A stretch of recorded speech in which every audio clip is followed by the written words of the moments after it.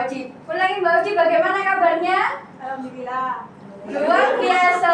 Allahu Akbar. Ulangi bersama. Bagaimana kabarnya Nana? Alhamdulillah, luar biasa. Allahu Akbar.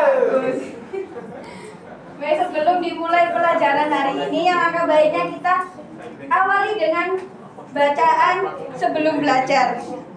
Baik, untuk ketua kelas silakan memimpin doanya terlebih dahulu. Siapa ketua kelasnya? Mbak Silva. Oh, Mbak Silva silakan dipimpin doanya ya.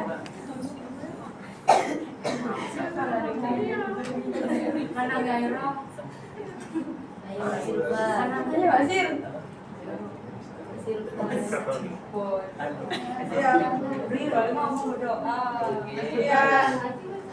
Berdoa dalam hati. Doa mulai. Bismillahirrahmanirrahim. Raditu billahi rabban wa bil islami dinan wa bi Muhammadin nabiyyan wa rasulan. Rabbi zidni ilma warzuqni fahma. Amin ya rabbal alamin. Baik. Hari ini hari Selasa atau Rabu? Maksudnya dulu tadi habis upacara. Oh iya. Hari ini siapa yang tidak masuk? Silva. Di absen dulu ya. Mbak Faiza. Hadir. Ini kok lupa ya? Faiza, Hadir. Lilis, hadir. Eka, Oci, Gibran, Care.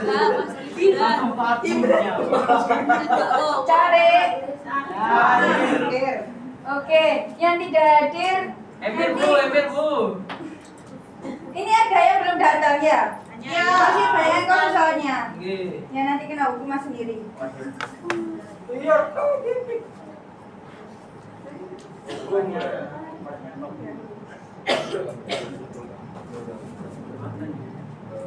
Selamat datang Nazila. Lu telat. Bu telat Bu udah lagi ya? Bu. Iya Bu. Silakan duduk dulu ya.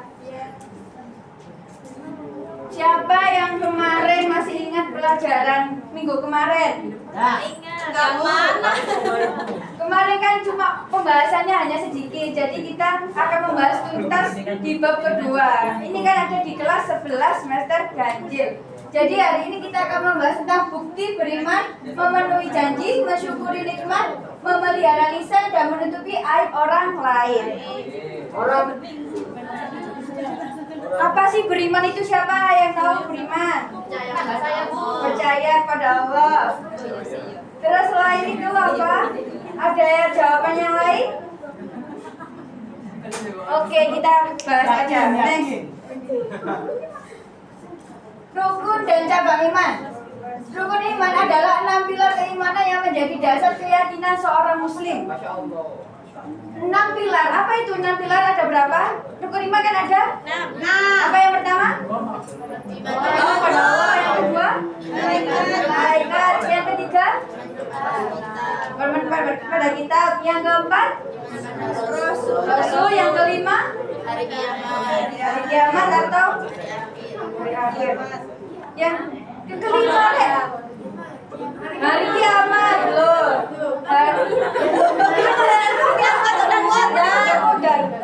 Dan terakhir, yang terakhir beriman kepada apa qadar itu?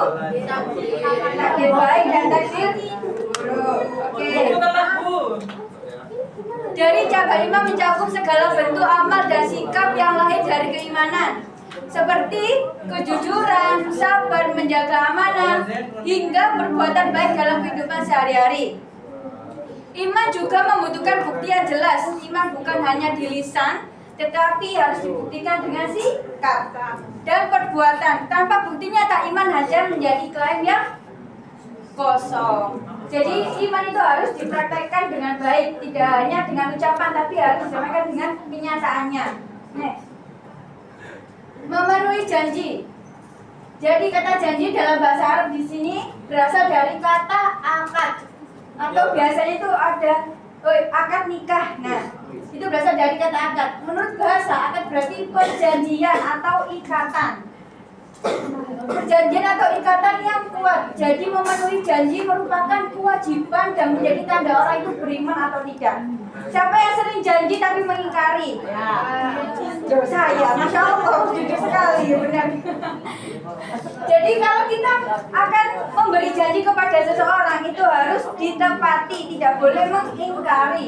Karena itu juga sudah contoh dari nabi-nabi kita, harus menjanjikan sesuai dengan apa yang dikatakan. Tidak menepati janji, maka akan membuat seseorang kehilangan apa? Kehilangan kepercayaannya. Jadi kepercayaan kita jadi luntur ketika kita tidak menepati janji kepada orang lain. Selain itu sulit meraih keberhasilan dan merusak reputasi yang telah dibangun. Nah, dalam Islam, ingkar janji itu bukan hanya merugikan secara sosial, tapi juga tergolong sebagai dosa dan salah satu tanda kemunafikan. Jangan biasa menjadi orang yang munafik. Maka memenuhi janji adalah kewajiban moral dan spiritual yang harus dijaga. Pengen kan kalau dipercaya orang? Masa nggak pengen mau dipercaya orang, mau disegani sama orang? Masa mau katanya mengingkari janji terus? Ya.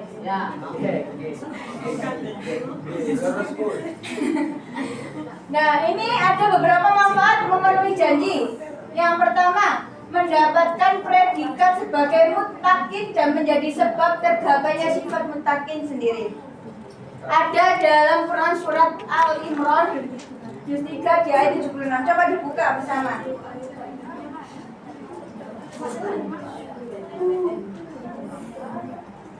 Yang punya Al-Quran online ini sifatnya apa? Gak punya.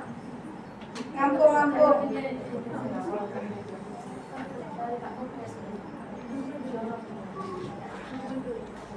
Ada di surah Al-Imran ayat 76.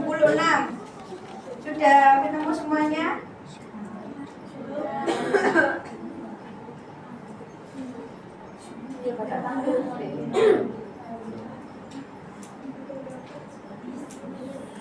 Bisa dibaca bersama ya, sudah? A'udzu billahi minasyaitonir rajim. Bismillahirrahmanirrahim. Bala man awfa bi'ahdihi wattaqa fa innallaha yuhibbul muttaqin. Artinya kita baca bersama. Sebenarnya barang siapa menempati coba Bu Guru, Bu Zara minta satu anak yang baca dari Mbak Syafira. Bisa dibaca? Artinya ya. Sebenarnya barang siapa menepati janji dan bertakwa maka sungguh Allah mencintai orang-orang yang bertakwa. Nah, sudah jelas kan, berarti sudah dinas juga di dalam Al-Quran. Barang siapa yang menepati janji dan bertakwa, maka sungguh Allah mencintai orang-orang yang sedemikian itu. Jadi Allah itu bakal mencintai seorang yang menepati janji dan bertakwa. Jika sebaliknya, maka kita akan sulit untuk mendapatkan kasih sayang dari Allah SWT. Yang kedua, menjadi sebab datangnya keberhasilan, keamanan dan ketentraman serta jauh adanya konflik dan perselisihan. Jadi salah satu dari manfaat jika kita memenuhi janji itu bisa menjadi datanya keberhasilan, menjadi mengurangi konflik dan perselisihan. Jadi kita berkomunikasi dengan teman-teman itu enak, tidak ada perselisihan atau konflik apapun. Yang ketiga, menghindari pertumpahan darah dan terjaga dari mengambil hak orang lain, baik dari pihak muslim maupun non-muslim, yang sudah dinas dalam Quran surat Al-Anfal ayat 8 juz 8 ayat 72. Bisa dilihat masing-masing ya nanti jika kurang jelas. Yang terakhir, dapat menghapus kesalahan. Nah, manfaatnya itu dapat menghapus kesalahan dan menjadi sebab dimasukkan ke dalam surga. Siapa yang nggak mau masuk surga? Mau semua kan, jadi harus memenuhi memenuhi janji. Oke, lanjut. Yang selanjutnya yakni mensyukuri nikmat.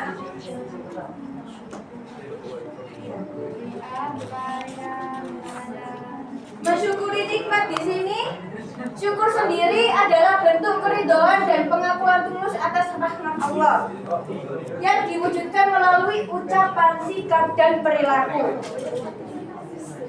Sedangkan nikmat itu merupakan anugerah dari Allah baik berupa harta, kesehatan, keluarga, maupun iman dan Islam sebagai nikmat yang tertinggi. Mensyukuri nikmat berarti menggunakan setiap anugerah sesuai tujuan Allah, seperti tangan, mata, dan kaki untuk kebaikan, bukan mengikuti hawa nafsu atau maksiat. Syukur bukan sekadar ucapan, tapi tindakan nyata sebagai bentuk terima kasih kepada Allah. Jadi mensyukuri nikmat itu harus benar-benar kita punyai.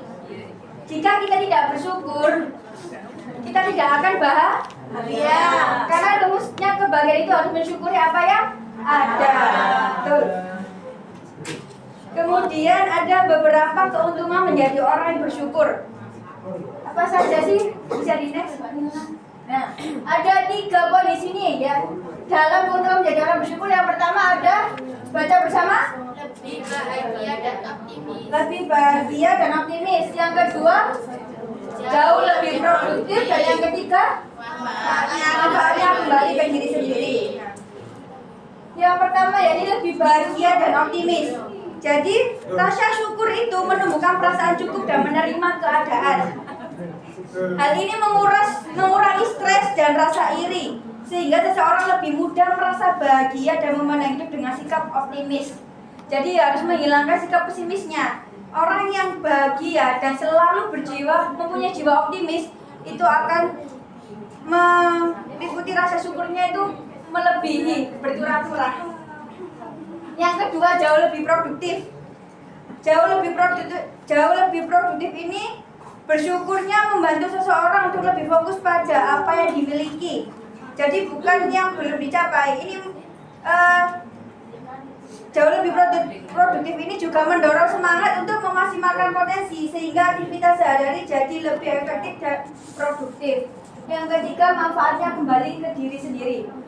Nah, jadi keuntungan menjadi orang bersyukur itu manfaatnya juga kembali ke diri sendiri. Apa salah satunya? Kita disegani sama orang lain. Kita tidak mempunyai musuh. Kita selalu dihargai. Nah, orang yang bersyukur itu tidak hanya menyenangkan orang lain, tetapi juga merasakan kedamaian dan ketenangan batin. Siapa yang tidak ingin sih mempunyai ketenangan batin, apalagi hidup di dunia? Yang dibutuhkan hanya ketenangan batin dan ketenangan pikiran. Dan ini juga memperkuat kesehatan mental serta menjadikan hidup lebih bermakna. Memelihara lisan. Ini terutama kepada yang cowok-cowoknya. Terkait dengan lisan. Lisan adalah anggota tubuh yang sangat berharga. Kenapa? Karena melalui lisan kita bisa lahir kedamaian atau justru kehancuran. Lisan yang tidak dijaga bisa memicu pertengkaran, bisa memicu kebencian, bahkan peperangan dan pembunuhan. Sebaliknya, jika lisan kita yang terjaga dapat menebar cinta, harapan, dan ketenangan bagi banyak orang. Jadi kita harus benar-benar menjaga lisan dan ucapan kita. Jangan sampai ucapan kita bisa menyakiti hati seseorang. Mungkin bagi kita biasa saja ucapannya, tapi tidak bagi orang lain yang menerima. Menjaga lisan berarti bijak dalam berkata agar tidak menyakiti, serta mampu menyebarkan kebaikan dan kepercayaan. Yang terakhir, menutupi aib orang lain. Menutupi aib orang lain. Nah, tidak ada satupun manusia yang ingin aib dibuka. Gen apa gen? Kan tidak ada yang ingin aibnya dibuka. Pasti ingin ditutup rapat-rapat. Penciptaan kita aja menutupi aib kita. Kenapa kita kok bisa membuka aib orang lain sendiri? Nah, aib adalah keburukan yang bersifat rahasia, sangat rahasia. Disebabkan sifatnya yang rahasia, biasanya hanya diketahui oleh orang yang bersangkutan atau beberapa orang tertentu. Dan mayoritas orang bahkan bisa dikatakan orang gila. Kenapa? Karena ini hanya terus tersembunyi. Tidak ada yang ingin akhirnya terbuka atau disiarkan pihak lain. Jadi kalau kita tahu beberapa aib dari teman kita atau orang lain, seharusnya kita menjaga dan tidak langsung menyebarkan, karena itu termasuk aib yang menimbulkan dosa juga. Aib kita saja ditutupi, kenapa kita harus buka aib orang lain? Di sini ada macam-macam aib berdasarkan sifatnya. Yang pertama yakni aib dohir atau aib yang terlihat. Aib yang dohir ini tampak secara fisik dan bisa dikenali dengan mudah, seperti buah busuk atau fitur yang cacat. Dan yang kedua aib batin atau aib yang tersembunyi. Aib ini tidak tampak meski diperhatikan dengan seksama, seperti beras yang dicampur kualitasnya atau kaca yang tampak bagus di luar namun buruk di bagian bawah. Jadi aib yang terlihat ini aib yang nampak. Seperti apa contohnya? Ada yang tahu? Baik, terima kasih. Ya ada, mungkin ada panu. Sampai punya panu itu termasuk aib yang tersembunyi kan? Loh kan kamu ya nggak boleh takut. Jadi aib jenis ini sering disamarkan dan baru diketahui setelah diteliti lebih dalam. Terus selesai Masih ada 3 menit lagi. Iya Pak. Baik, untuk selanjutnya dari pemaparan tadi ada beberapa pertanyaan yang akan Ibu sampaikan. Oh, nggak jadi, bukan pertanyaan. Ibu akan memberikan sedikit Pertanyaan. ya benar, tapi ada gamenya. Ini Bu mau dipilih atau ditunjuk? Ya, tujuan aja. Ditunjuk atau maju sendiri? Bu Zara minta 5 orang anak yang bisa menjawab pertanyaan di depan. Ya, nanti ada surprise-nya sendiri ya. Iya. 5 anak silakan maju wes. Yang mau? Yang mau 5 anak silakan maju ke depan. Halo. Ditunjuk ya. Sekarang tanggal 6, absen 6 maju. Bulan 5, absen 5. Enggak, kejajahan. 2025, 20, absen 20 sama absen 2, absen 2, absen 20, absen 6, silakan maju yang merasa. Oci ya, belum Mbak Oci wis maju, mengajukan diri. Bagus. Siapa absen 20? Tidak tahu. Iya, sebutkan. Syahrul. Dia kan absen 20 Syahrul. Absen 2 Emir. Absen 3 absen 3 6, absen 6 Aski, oh, belum datang. Oh, sudah datang. Belum. Itu naik, yang lain Mbak Oci, kurang 1 berarti. Siapa ini Mbak Bella? Maju, ayo ya. Ayo maju, silakan Mbak Bella, Mbak Oci, Mas Aski, Mas Adrul, Mas Emir. Ayo maju.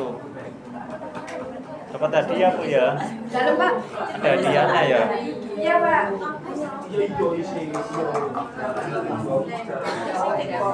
Di sini ada 5 pertanyaan. Di sini ada 5 tapi ada 3 pertanyaan. Ya. Yang 2 nanti ada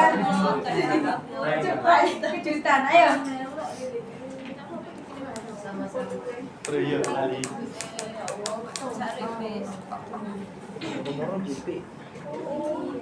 Boleh silakan siapa yang dulu mau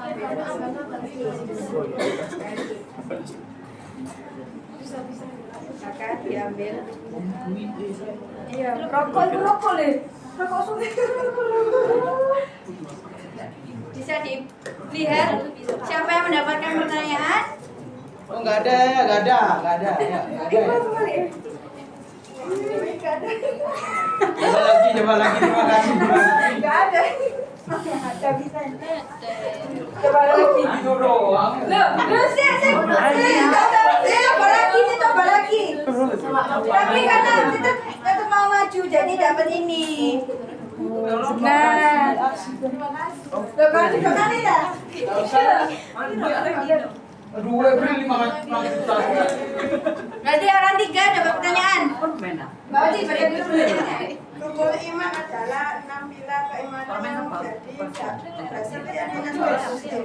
Lantas apa saja rukun iman itu? Beriman kepada Allah, malaikatnya, kepada Rasul, kepada qadar, hari kiamat. Betul teman-teman? Betul. Tepuk tangan. Nah, ini Mbak Oci. Silakan duduk. Oke, yang kedua, yang kedua. Aku dah memenuhi jika merupakan kewajiban dan menjadi tanda orang itu beriman atau tidak. Coba sebutkan manfaat dari memenuhi janji. Pertama, Mendapatkan predikat sebagai mutaki. Yang kedua, menjadi sebab datangnya keberhasilan dan keamanan. Yang ketiga, menghindari pertumpahan darah. Yang keempat, dapat menghapus kesalahan. baik benar teman-teman. Nah, oke, silakan Mas Amir. Silakan duduk. Terima kasih. Sama-sama. Yang terakhir. Mensyukuri nikmat berarti menggunakan setiap anugerah sesuai tujuan Allah. Lalu apa sajakah keberuntungan menjadi orang yang bersyukur? Keberuntungnya adalah yang pertama, jauh lebih produktif. Yang kedua, lebih bahagia dan optimis. Yang ketiga, manfaatnya kembali ke diri kita sendiri. Mas Haski belakang namanya pen apa? Huruf E. Haski. Belakang apa? Ih, makasih disunyumi aku udah disunyumi. Punya duit.